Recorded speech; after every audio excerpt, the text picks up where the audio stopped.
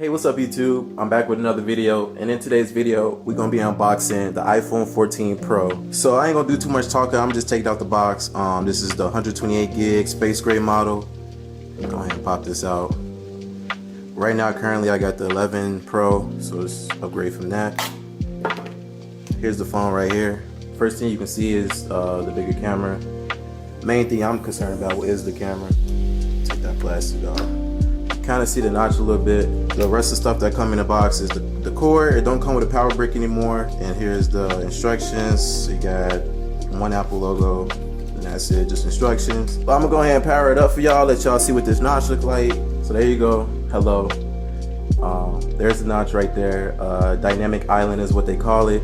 I'm gonna mess around with that a little bit more. 1 hour later. Alright, so a few hours has passed. All my information has been transferred to this phone. It's basically ready to go. Everything's logged in. And what I want to do for you guys is basically give y'all my first impressions. Basically what y'all should expect if y'all are picking up one of these iPhone 14 Pros as I get a notification. So I got three things I immediately noticed as soon as I started using it. First thing is this screen. Now if you have an iPhone 13 Pro, I'm pretty sure those came with 120 Hz screens. But this phone also has a 120 Hz screen, and it's also super bright. I think it peaks at like 2000 nits or something like that, which is ridiculous out of a phone. The 120 Hz is buttery smooth. Whether you're scrolling through Twitter, the internet, you're gonna immediately notice it. And every time you get a new iPhone, you know that new iPhone is so smooth and so fast. But with this screen and 120 Hz, like this is like next level. Coming from an iPhone 11 Pro, this thing feels kind of futuristic, I'm not gonna lie. The next thing I've noticed is this camera, this huge camera. So I've taken a couple shots, nothing too crazy. The camera is honestly kind of ridiculous.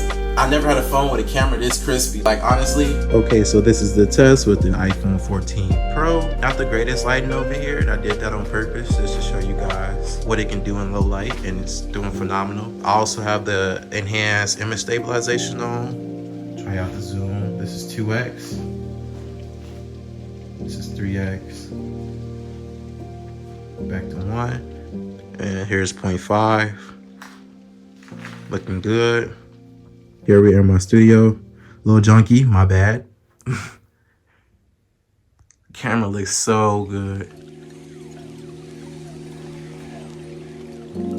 So good.